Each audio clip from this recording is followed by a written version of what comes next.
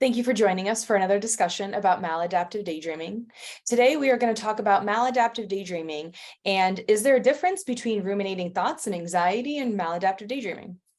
So with me today, I have Glen San Juan, who's a hypnotherapist who works with people who have maladaptive daydreaming and additional things like anxiety and weight loss. Hey everybody, I'm Glen San Juan here with the wonderful Nicole Vetter today, who is a former maladaptive daydreamer and now content creator. How are you doing today, Nicole? I'm good. I'm excited to talk about this because I think, Yeah, you know, especially with my history with anxiety, I know that I've gone on spirals, and gotten stuck for 3 days over a fight with like my stepdad or something. yeah, And I spend literally 3 days just like working through the argument and what am I going to say? sure. And I could definitely see how people could, associate that with maladaptive daydreaming, but I think Mhm. this is a good opportunity to kind of break it down and talk about it. And really, this is just based on my experience and everything that I've learned Sure. in my own research and, of course, your experience as well. But so generally what happens, right, is there's always that base layer of trauma. And then what happens is because we have that trauma and it makes us feel like we can't be safe, then the anxiety comes. Because what is anxiety? Anxiety is that little alarm that goes off in your body and your nervous system that's like, hey, I'm really worried something's going to happen because this thing is about to happen, or I feel this person has this energy, right? Because I'm an empath now. And I have to try to warn you and I have to try to control the situation because I'm trying to keep you safe. And so I think as I did all of my healing with anxiety, that was the main thing I learned is I am trying to control the situation because my body is trying to keep me safe and controlling it is what does that, right? So for example, I have food issues and it's kind of connected to my trauma. And so for me, controlling and not getting anxiety or any other symptoms that have to do with trauma is like, I make sure that I eat breakfast, lunch, and dinner at a fairly similar time. And that helps me take care of myself, keep myself safe. But it also keeps like my anxiety away. So that's one way that I like essentially to a degree control, Sure. what's going around me and like making sure I get, my nutrients. Um, but it's also allowed me to like keep myself safe and create a positive routine for my body where I feel good. But having that consistency, and Yeah, especially if it's becomes subconscious too, right. three square Exactly. meals a day. And Yeah. once you start, and it's something that you can probably easily deviate, or once you realize that you're deviating a bit, it's like, oh, I am starting to snack a little bit more in between. Stick to three Right. meals a And day kind of and deal. when I do catch myself snacking a lot, I'm like, what's going on? What Mhm. emotions am I not like giving the floor to? Right. Because I think really most of what I did for healing my anxiety was saying, like, oh, hey, body, thank you for giving me the alarm that something might go wrong. But I Mhm. promise you everything is safe and everything is under control. And we can just let it flow. And just going to continue on. There's no need for alarm right now. And you do that Sure. enough times, and the body's like, oh, okay, I don't need to warn you right now. Like you've got it taken care of. Cool. And then you start to see less and less of that. So a lot of that really is like kind of letting it go and being like, I can't control the situation. I'm going to control what I can control to make myself feel safe, but I'm going to let these things flow and just, let it be as they are. Sure. And I think a Um, big part of that is even just being aware of that too. yes. That I mean, like if you're not aware of that in the first place, Mhm. then it's hard to pinpoint exactly what is going on. So then you Right. can establish that kind of routine. Yes, right. And I mean, all of this stuff that I learned about anxiety, it wasn't me just sitting there and watching it and seeing what happens. It was like learning and seeing what other people did and being like, okay, let me try that. And then being like, okay, yes, I understand why, they did that or why, like for example, meditation hits the same part of our brain where anxiety and depression lives. So that's why for me, meditation, I think is incredibly important to kind of create that calm, safe space within my body and tell my body that like, okay, we're going to bed now. You can relax and you can calm down because we're safe and we can go to bed, like kind of almost tucking myself in.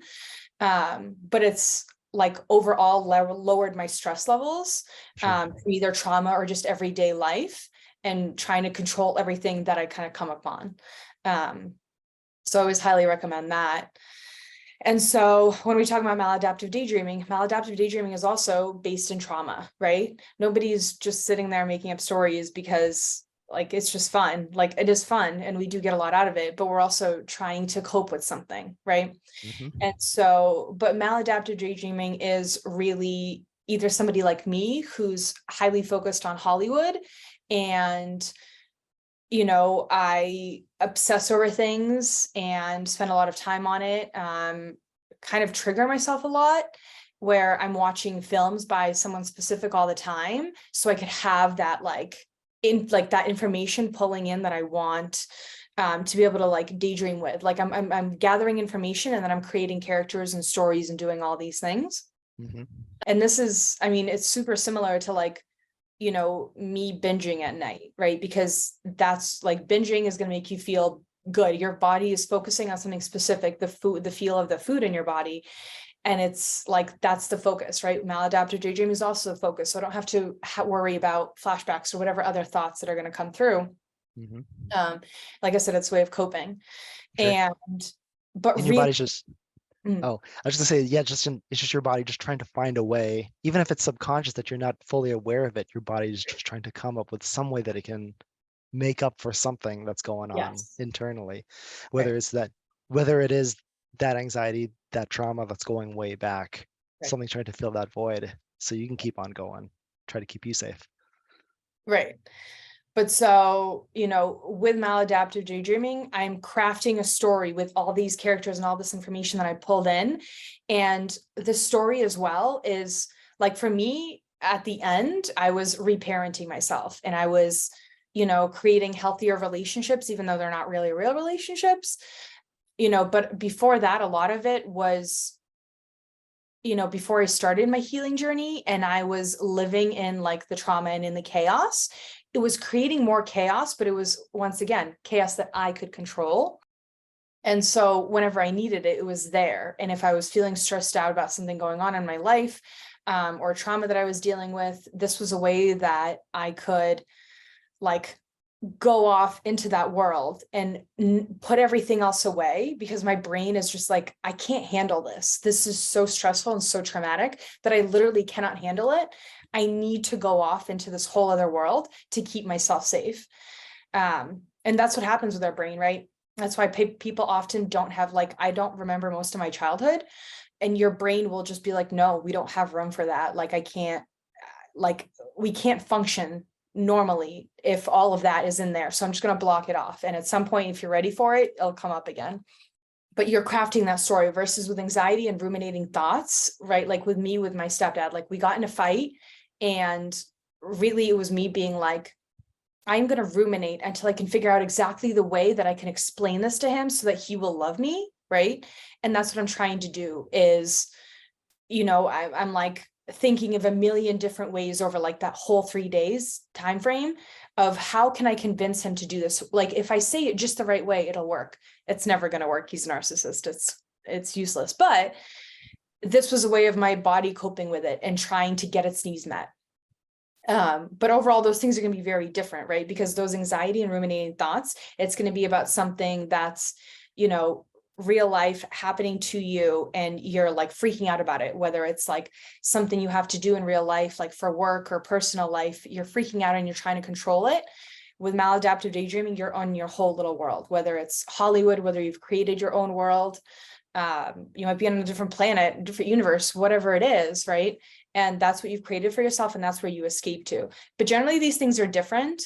But I think additionally, the more that we continue learning, the more that the DSM is like populated with things that are actually happening to people, we're going to see a lot of things because I've a lot of different disorders. I mean, because there was one disorder I know we've talked about this a million times and I still cannot find the name of it, but there was another disorder that I came about that seemed kind of like almost like it was a mix between maladaptive daydreaming and ADHD.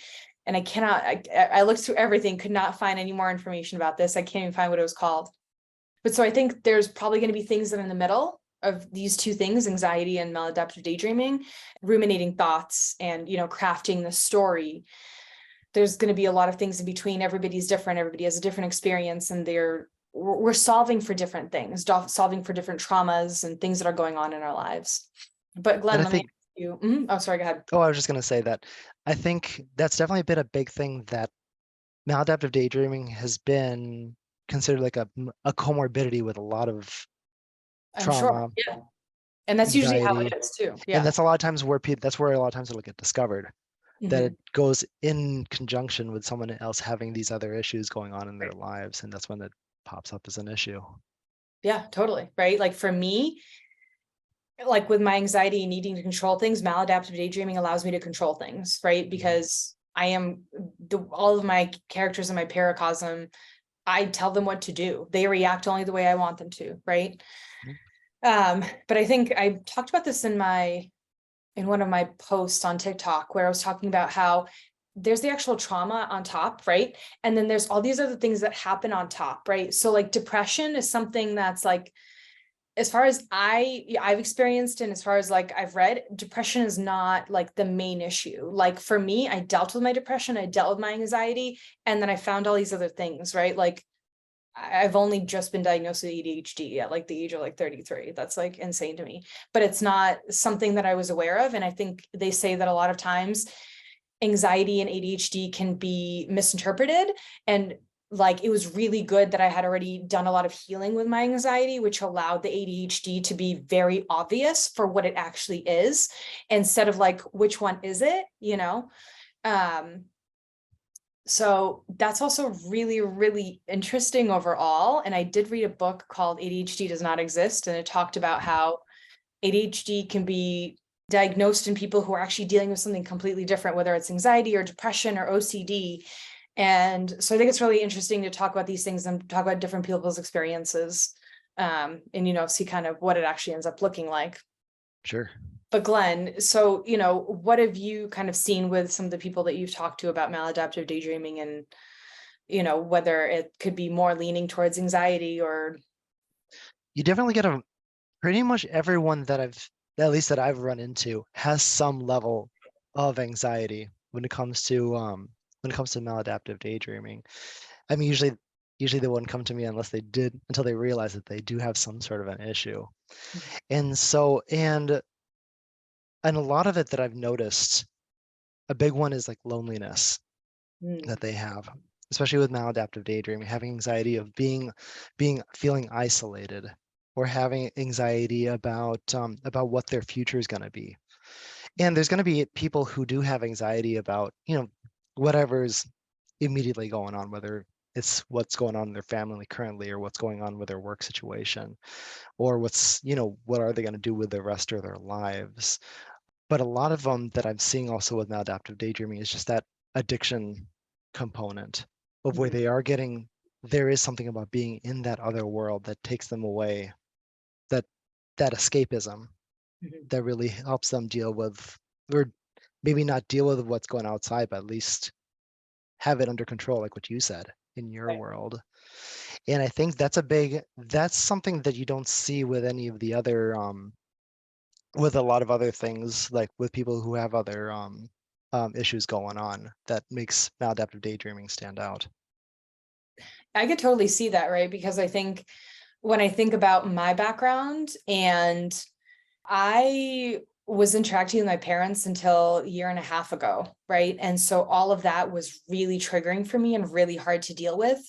And I think it's natural for your body to be like, I need safety and I need to control this, right? So I have the anxiety, but the maladaptive daydreaming is a huge way for me to get away from everything, to control the situation in the world that like, it almost feels like you really live in it because you're spending so much time doing it. And I could totally see that, just being like, I need to survive. And this is the way that I'm going to survive, by either completely avoiding it or by trying to control the situation, which is really what anxiety is. So yeah, I think that makes a lot of sense, based on my experience. And I'm sure there's a lot more to it. Sure. And I think there's a lot of other people that can relate.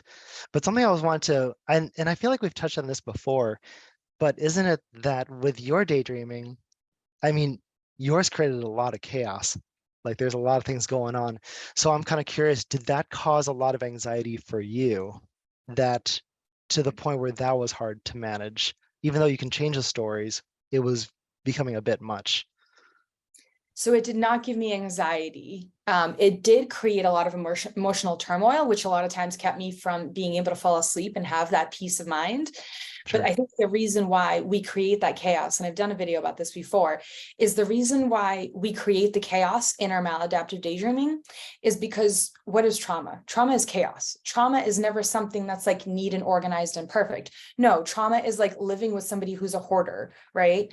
And there, it's just chaos there. And my mother probably had ADHD that was undiagnosed, and it created a lot of chaos for me personally as a child, because I feel like I have to like parent her and make sure things are done. And so I'm taking on all these roles. I'm dealing with the chaos that is my household. And so because that's where I've lived for like 20 somewhat odd years, when I'm creating my own world, that's the only place I'm comfortable. I'm only comfortable in chaos. I'm not comfortable with peace and quiet and calm and safety. I think when I first came upon like silence and peacefulness, I was like, this is weird. Like, what is happening here? And it took me a really long time to be able to like really truly get comfortable with it and be comfortable with just sitting outside for 10 minutes. But I think that's a huge portion of why I created so much chaos and, so much madness and all my stories and everything that I did, because it's not that I want to be there in the chaos, but it's that I'm so used to being there that is it's almost like my safe space.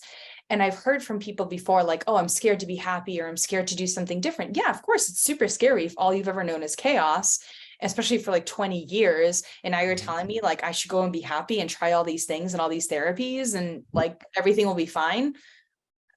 To me, I don't know that that's what it's like, right? And then that person seems crazy, because it's like, well, why wouldn't you want to be happy? Because they're still in survival mode. And it's really hard for them to just be able to like, oh yeah, I'm going to let go. And I'm going to go find happiness and joy. And I'm going to let all these things in. No, it's horrifying. I think when I finally got to like that threshold of, I had calmed my nervous system down enough, and it's my maladaptive daydreaming calmed down because there was so much less chaos and I had created this new normal for myself. I got to this point where I was like dissatisfied, and I was like, why am I so dissatisfied? It was because I was bored. I was bored due to lack of chaos. And I had to just accept where I am and that this is okay. And I can live here in the peace and quiet, and I do not need the chaos. But I actually had that realization at one point that I am bored out of my mind because my maladaptive daydreaming in my life has no chaos. And that was after I left my parents' house. I lived with my parents during COVID. What's COVID? During COVID, I lived with my parents in the beginning. And then I think like right January 2021, I moved out, and I'd already been doing all this work for a couple of years now. And I just saw this like huge drop in chaos and drama. And that's where I found myself in that space. And I was like, whoa, what do I do with this? And I think thankfully, like I read enough and I research enough that and it's funny how, so there's always a theme in my life with my healing, right? And I think at that point I came across something that literally was just like, when you're there, just sit in it, accept it, sit in it, let it be. And I was like, I guess that's my only option right now. But so that's why I also recommend always, read other people's memoirs about, their past. I know sometimes it can be triggering, but it also like will help you see that other people have made it through, and it will give you those little tips and tools that can kind of let you be like, oh, I'm going to take that from you and I'm going to put it into my own life, and I'm going to try these different things and create my life the way I want it to be. Sure. So, yeah. Something I'm curious about, what was a turning point for you then when you realized you have to accept your boredom as, it's okay to like live at that baseline? What was that turning point for you? What do you mean by what was the turning point? Like, what did it look like at that moment? Or yeah, like what was it that finally made you decide this is okay?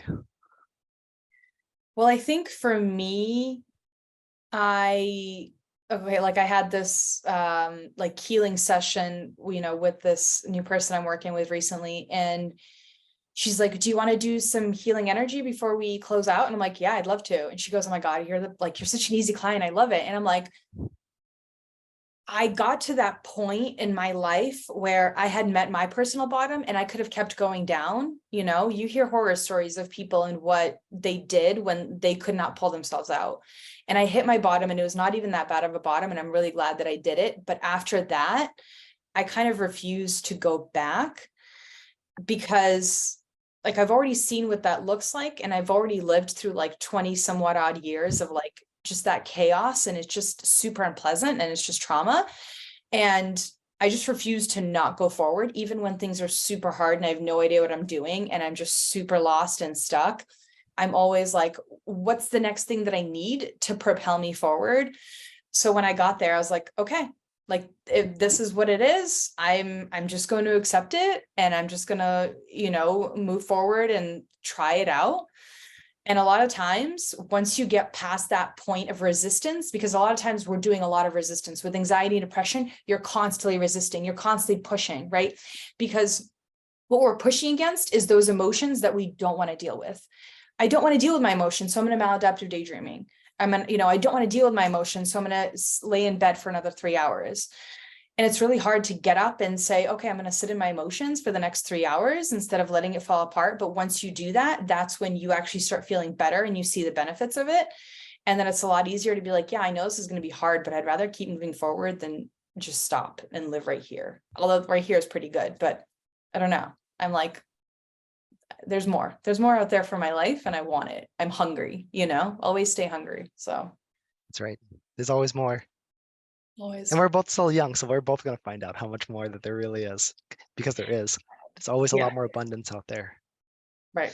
So then what would you say, Nicole, to those who are trying to figure out whether they are dealing with maladaptive daydreaming, ruminating thoughts versus ruminating thoughts or anxiety? What would you say to those individuals? A good resource is a book by Sarah Wilson. What was actually the name of that book? This was one of the books that I did not actually finish this book.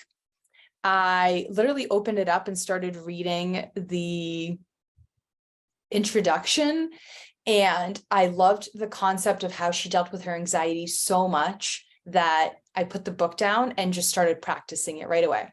The book is called First We Make the Beast Beautiful, a new story about anxiety.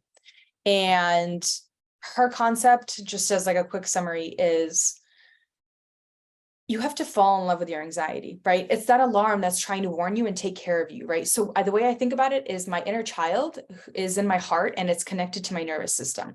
And if something's wrong, it's trying to be like, hey, something's wrong. Like, I'm scared you're going to get hurt. And that's why we have the anxiety, because it's trying to warn you. And the only thing that I really need to do is be friends with it and just be like, thank you for warning me. That was really like nice of you to do that.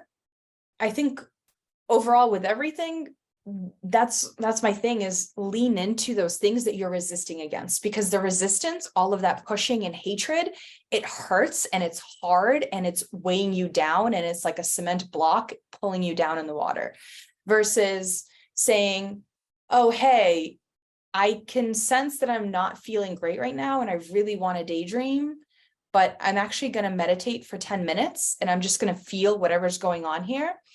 And it's like, use maladaptive daydreaming as the reward for, I just meditated for 10 minutes and I felt what was going on and it was horrible and I hated that whole 10 minutes. I did the good work. Now I can go binge eat or whatever. But when you start slow like that and you start building on that, everything slowly starts to get easier, and then it gets easier to lean into it. And then, because once you see that like all of that resistance actually really hurts, it just becomes a lot easier to just be like, okay, I'm having a hard time this week. Let me sit down and journal or like meditate and try to like let these emotions out and get it out of me, versus having it sit in there and then pushing against it all the time. And then that's why we're exhausted all the time. Sure. Kind of one of those, whatever doesn't kill you makes you stronger, Yes. Right. And I think my personal definition of depression is that all that trauma created so many emotions that our body could not process, and our body just shut off and just said, I can't do this anymore. It's too much. And so we're going to shut off all emotions. And the cool thing was when I started healing from my depression, and it still happens, I just get these bursts of emotions all of a sudden. And it's like emotions are coming back. Like I'm reclaiming them little by little by little.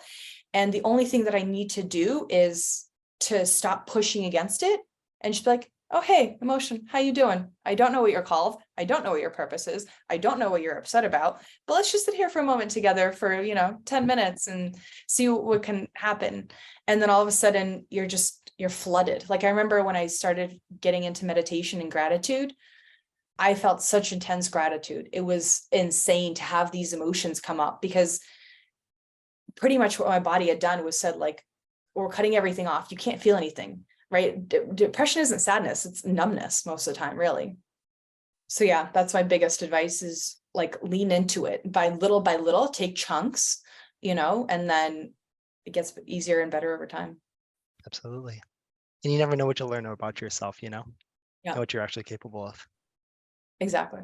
To finish that little rant off that I just went through, there was something I saw recently, like a psychologist on TikTok or probably Instagram. And she was saying, we need to change the conversations that we have about trauma, because right now the conversation that we're having is if you have trauma, you're broken. But the reality is surviving the trauma gives you life skills. And if you can start to tap into that, you're much stronger than without the trauma, which is not like we should have trauma. Absolutely not. But we can't control what happens in our lives. And, finding a way to turn all of that horrible stuff that happened into these skills is amazing. And then to see yourself be able to do that and like, oh, okay, wow. Like you start to feel better about yourself, And I mean, Yeah. that's why between the two of us anyway, we advocate a lot for going to someone for help, talking to somebody. So that way it's always good to at least have someone, whether it's a professional or even just a friend or someone you're close to at Mhm. least bounce off those ideas.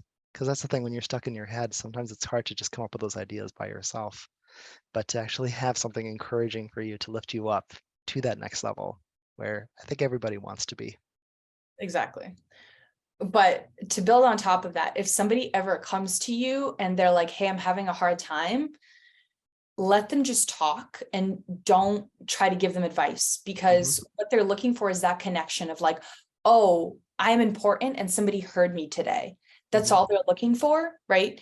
Because your advice, this is going to sound weird, but your advice is never for them. You can only give advice to yourself. You cannot give somebody advice. I mean, a therapist, but that's different. Like they know a whole different way of like how the brain works and, ways to heal trauma, and they can give you millions of tools to utilize. But for the most part, if somebody's coming to you and they're like, I'm having a really hard time, can I get some support? Just listen to them and just say like, I'm here for you and I hear you. And, I'm sorry. And I think a lot of times that's really what people are looking for. It's amazing how much relief that gives people, just having that. Yes. It's therapy in some way, shape, or form, Right. Absolutely. Totally. Thank you for joining us for another session about maladaptive daydreaming. And once again, my name is Nicole Vetter, and I'm a content creator on Instagram, TikTok, and YouTube. And again, I'm Glen San Juan, hypnotherapist. You can find me on YouTube, Instagram, and on Facebook. All right, see you guys. Thank you.